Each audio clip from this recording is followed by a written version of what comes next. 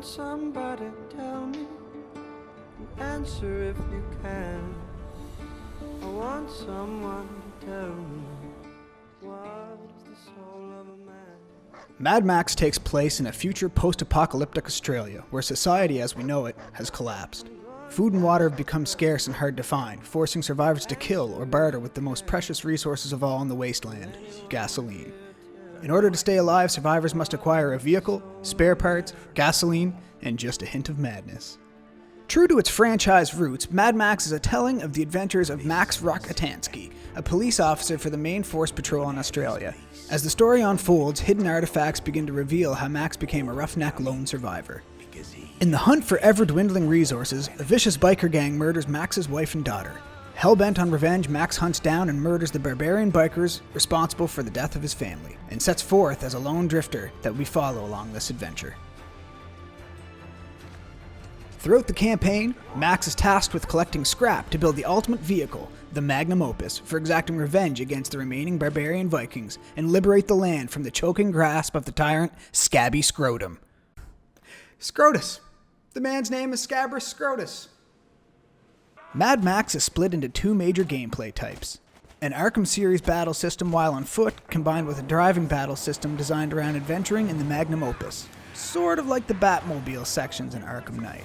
In order to complete the magnum opus, Max requires the aid of an Igor-like mechanic named Chumbucket. As Max continues to collect scrap, Chumbucket continues to outfit the magnum opus with weapons, upgrades, and the repairs necessary to take down Scrotum. Scrotus. I meant Scrotus. The combat mechanics will feel very familiar if you've played Shadow of Mordor or the Arkham series. And to be honest, the comfort and familiarity is welcome. Throwing haymakers and double-foot dropkicks has never felt so satisfying. Punching your way through a horde of mentally deranged lunatics turns the badassery up to 11. The ability to utilize weapons dropped by baddies and just straight up blast them away with your shotgun during combat does add a small amount of variation to the otherwise basic attack and parry combat. But both Shadow of Mordor and the Arkham series offered a unique set of upgradable abilities that created a sense of variation within combat. In this department, Mad Max is definitely lacking. However, hand-to-hand combat is not the defining feature of George Miller and Byron Kennedy's Mad Max franchise. No, Mad Max is known for its intense chase scenes featuring highly modified vehicles of death fit for any apocalyptic situation. Oh, and explosions. Lots and lots of explosions.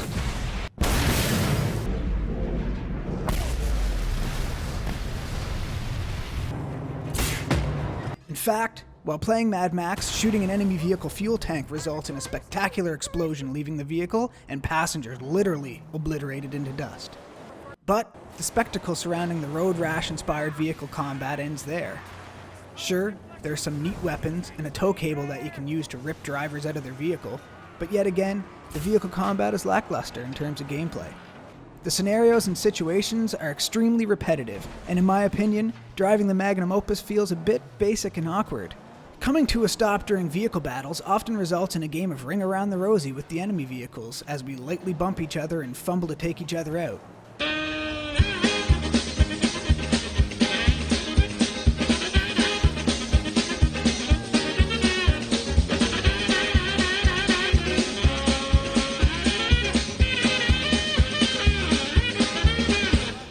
Trying to bring the battle back up to speed often results in the enemies having an advantageous position directly behind the magnum opus.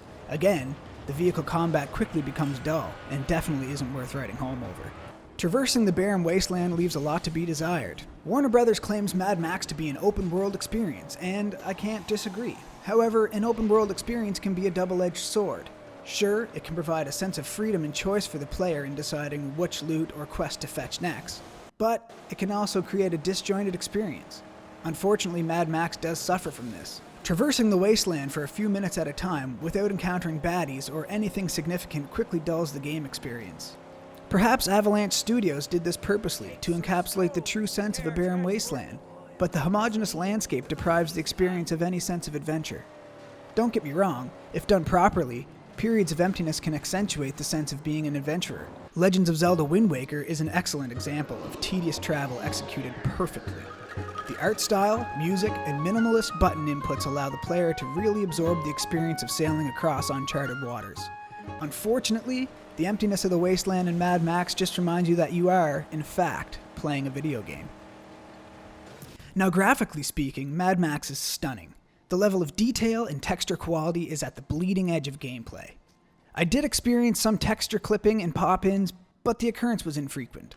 If you're playing on PC, the graphical options include what you'd come to expect as standard, but the available options of each category are seemingly random.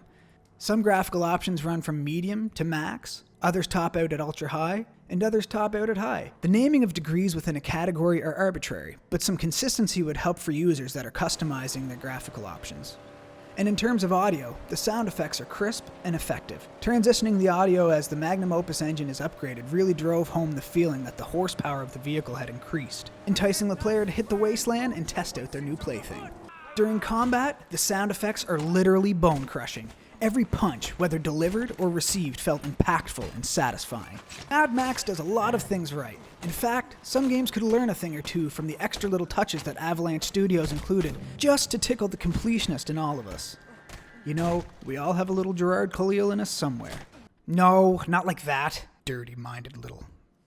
Small additions such as an on-screen counter for each loot type was enticing enough to feel the need to collect everything hidden within a hideout or camp. The unique method of unlocking map areas and the ability to use binoculars to scout the targets to mark on the map were also welcoming additions. The gameplay is smooth in terms of each type of combat or traversal, but where the game begins to waver is in the transitions between these gameplay elements. There really isn't a way to unite the magnum opus and max sections of the game. If there are vehicles around, Max had no way to defend himself without the magnum opus.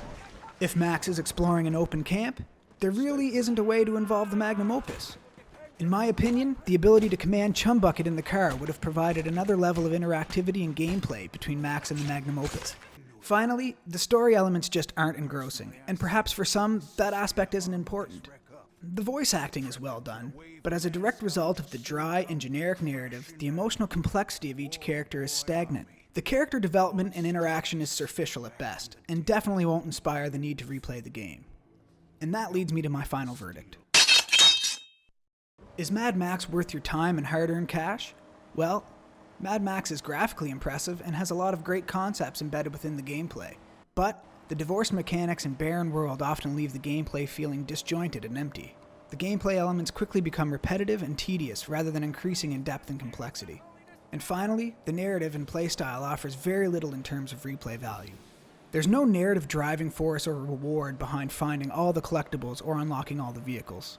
In fact, a lot of the optional quest types feel like filler due to the complete lack of relation or consequence to the narrative. In my opinion, Mad Max is worthy of about 12 hours of gameplay, but coupled with the lackluster narrative and replayability, I say hold off on the purchase.